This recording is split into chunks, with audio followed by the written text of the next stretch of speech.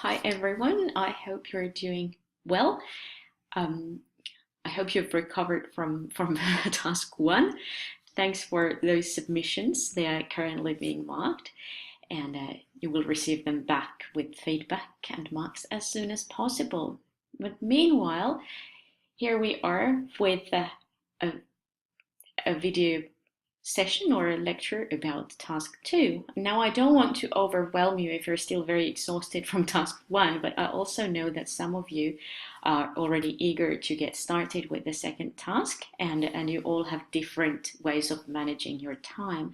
So I was thinking, even though this session was originally scheduled for next week, and that's how it is in your lecture schedule, I was thinking, why not record it already? So those of you who want to get started will have all the necessary information and all the resources that you need in order to get started.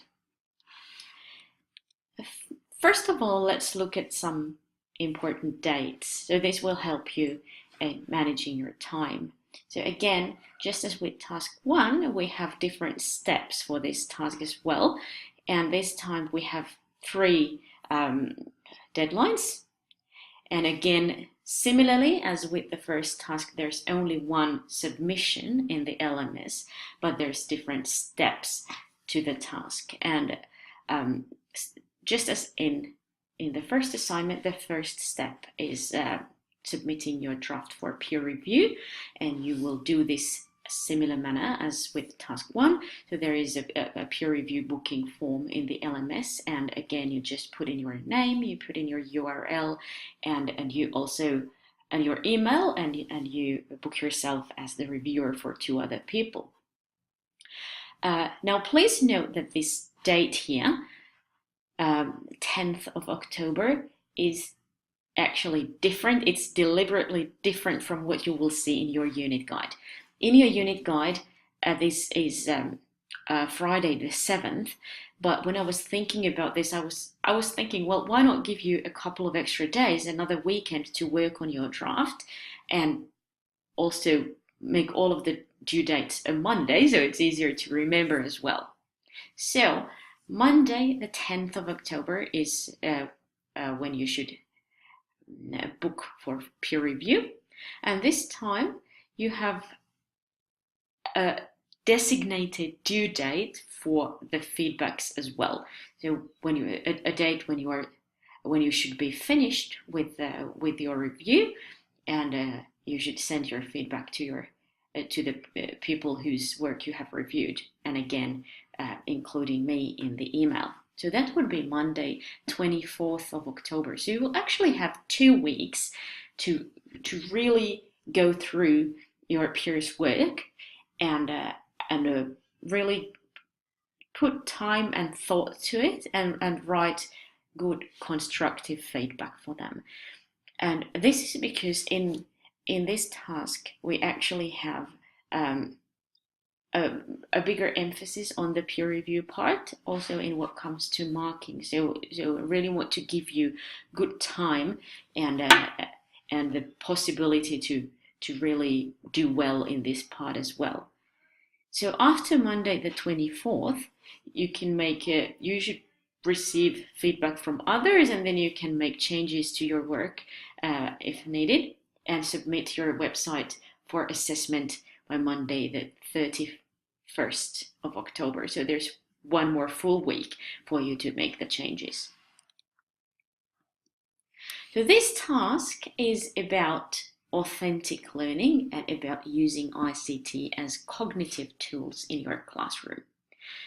So what does all this mean, and how can you get started with this task? Let's have a look.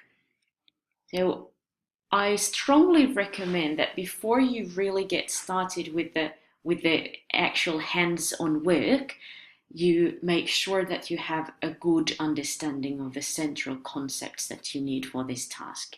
And those would be the idea of using technology as cognitive tools, and what authentic learning really means.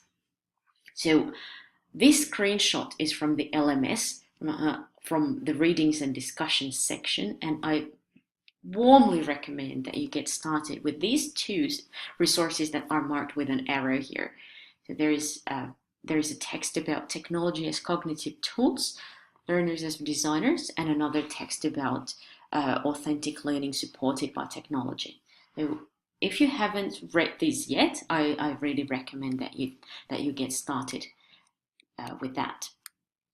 There is also a lecture about authentic learning, a lengthy one, mind you. This is 45 minutes, so it's a full lecture by me. And you will find this lecture under the lectures section, not surprisingly. And if you haven't looked at this yet, that's the other thing that I recommend you do before actually getting started with the hands-on work. So you really need to have a good understanding of these concepts. There's other resources as well under lectures. You will find they don't show as thumbnails, at least not for me. They're just as written links, but there are videos about the different elements of authentic learning, and I really recommend you take a good look at those. In this task, the better you prepare, the better you ensure that you really grasp these ideas, the better you will do. Your resource, your task will turn out so much better. So what does it mean to use technology as cognitive tools? In this slide, I've summarized it in a really brief way. So this is just a summary of it. So don't think that this is a substitute for the reading that is provided in the LMS. Just to give you an overview, there's two different approaches to using technology for teaching and learning, and these are often referred to as learning from technology and learning with technology. And learning from technology is by far more commonplace, and it involves using technology as a platform for content delivery in the form of text or videos or any other resources that the students will study. And as assignment submission, you submit your work with the help of technology, and in that assignment, typically students will demonstrate their understanding of the content, and then the teacher uses technology to mark and assess the work and send it back to students. So you will realize that that there are elements of this approach in what we're doing right now. Like we have stuff in the LMS, you're submitting assignments, and I'm marking and I'm sending you feedback. However, learning with technology is a much richer concept. It goes beyond learning from technology. It doesn't automatically exclude it, but it's a pedagogically deeper way of using technology. And in this type of teaching, technology is used by the students primarily, and not just by the teacher, but by students for problem solving, for knowledge construction, for creating meaningful products, and for communicating, collaborating with each other. So you will realize that in our unit we also have elements of this. So you are using the website creation tools for creating meaningful products, and to communicate, to collaborate, to give peer feedback, to construct knowledge by searching information on the internet, and really then constructing it by working on your tasks. So there's these two approaches, and for this task, for task 2, what I would really love you to concentrate on is learning with technology rather than learning from. So these are the steps. How do you go about this? In brief, in this task, you will create an authentic learning project for your own students. This doesn't mean that you need to have students now and you actually need to implement this project. No, this is a plan of a project. You don't need real students. You don't need to take this to the classroom. You just make a plan of it and present it on your website. So the first step to do is to choose a topic for your project. And it should be relevant for the curriculum, not just from the top of your head, just some random idea that doesn't have anything to do with curriculum. Choose a year level and a subject area that you're interested in, and choose a topic that you would like to teach. Now, this can be the same subject area that you did for task 1, and then you just build on the things that you already learned from that area. But if you have a different subject area in mind, and you think that the thing that you studied for task 1 will not easily render itself to the kind of project idea that you have, you are free to change your subject area as well. Next, identify a meaningful task. And in this, you need to refer to the principles of authentic learning. So it's important that you take a look at those resources first. And think about an authentic task that you could design for your students. So typically, this would be a project. This would not be just something that they do in the classroom. And when you plan it, focus on students using the technology and not yourself using the technology. So think about your potential future or now students. How could they use technology in an authentic learning project? So go beyond transmitting content and put the technology in the hands of the students. Okay, now you have an idea of a topic that you want to teach. You have a year level. You have an idea of who your students are.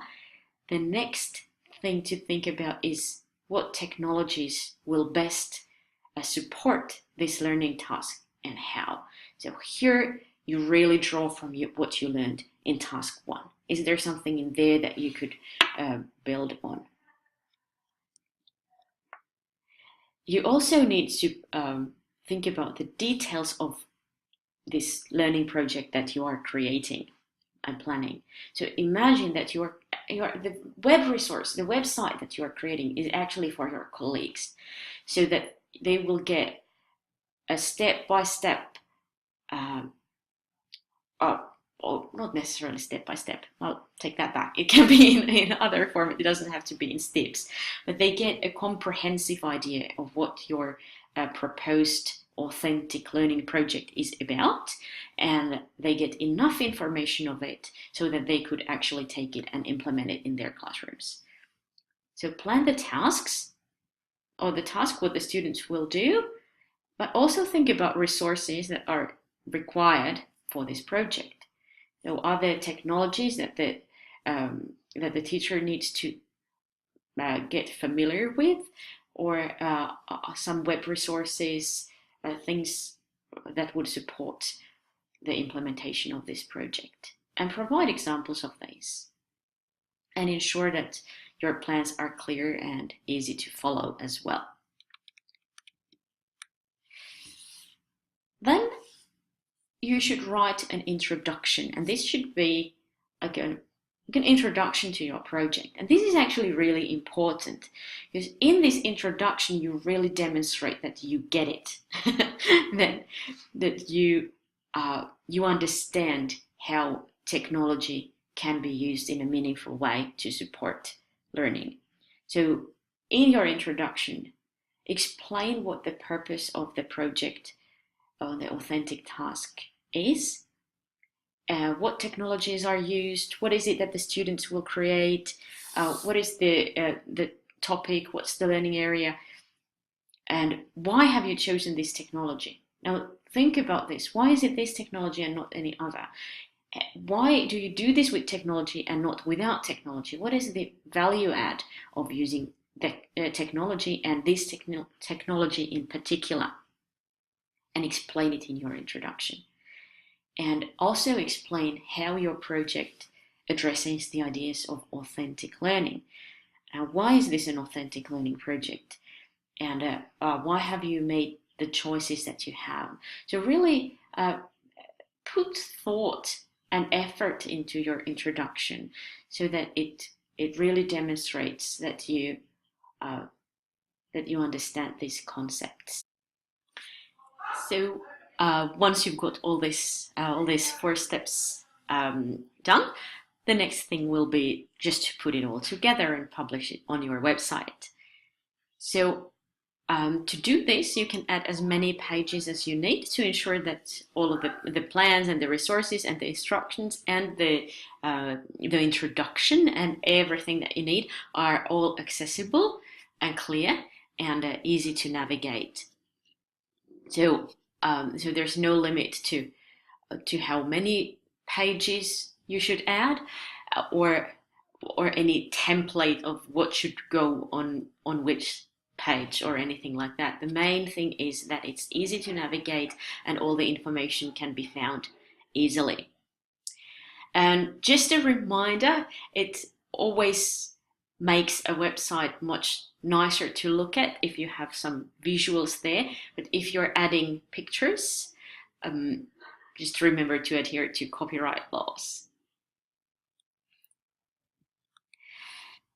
And remember the marking rubric. Again, the marking rubric is available in the LMS, and here is a picture of it, and a little disclaimer there. Please note that this is just a part of the rubric that shows in this picture, and you can find the real thing in the LMS. So you have a really detailed marking rubric with all the criteria in there, as with task 1 as well. And you can see that introduction to the teaching project, authentic environment, and the quality of the learning task, and the technology use are the 3 first ones. So just as a hint, the first ones tend to be the most important ones. So these really are the most important things here, so that your introduction is clear, convincing, and really demonstrates understanding. And the authentic environment and task, this is really the most important thing, that the task itself is well planned, and the technology use, so that the technology is used by the students, not just by the teacher. And also it should become clear, and you can put this in your introduction as well. It should be clear like how the selected technology or technologies add value and support student learning in this project. So study the marking rubric, and again, when you're giving peer feedback, use the marking rubric as a guideline. And you can either use the marking rubric to give the feedback, in which case you would do what I do when I mark, just highlight the slots that you think apply and give some verbal feedback as well. Or if you don't feel comfortable using the marking rubric for the work of your peers, just use it as a guideline and give your written feedback about these criteria that are listed in the marking rubric. When you've got all this together, it's time to submit for peer review. And as already mentioned, it's similar as with task 1, but only worth more marks this time. In task 1 it was 5%, and now it's 15%. And that's why we also have its own deadline, and there's more emphasis on this part now. Now a final word, just a little reminder, because I know many of you have done EDN113 with me before, or with Jenny. And in EDN113, you might be thinking, hey, there's similarities in our task 2 compared to EDN113. But it is a different task. There are similarities in that we talk about authentic learning and technology. But if you have done, in EDN113, there is a group project that has similarities to this task. But if you have done EDN113, please bear in mind that you can't use the same topic and it should be different because this is an individual task where you really apply the ideas of authentic learning and learning with technology to your area of interest, your teaching area, and there is a much stronger emphasis on the conceptual understanding in this task. So it's not only about planning a learning task, it's also about demonstrating that you understand why this learning task is beneficial for your students, why is the technology use meaningful, and this is something that you will do, for example, in your introduction. And just as the picture here shows, even if you painted the original picture, you are not allowed to paint the same picture again for this task. So please don't self-plagiarize, even if in some of the previous tasks that you've done for other units, there have been some similar elements to this task. So I think that's all I wanted to say about task 2 at this point. If you have any questions, again, remember that there is a designated discussion forum for task 2 related questions. This is so that we don't get confused with all different discussion threads. So that would be your first option, to ask your question there. Or you can also send me email if it's something that you don't want to put in the discussion forum. But I think the most important things as a summary would be, please bear in mind that this is a big task. So it looks like end of October is a long way away, but it really isn't, and there's a lot to do in this task, and therefore I hope that the deadlines, the checkpoints, will help you manage your time. So don't leave it to the last moment, and also please make sure that you have an understanding of the core concepts before you get started with the actual task planning, because it will be it will really help you with the if you look at the marking rubric, it will help you write a better introduction. It will help you create a better designed, authentic learning task, and you will have a better understanding of how you can really create a meaningful learning task with technology. So I hope this gets you started, and if you have any questions, please don't hesitate to ask. Thanks.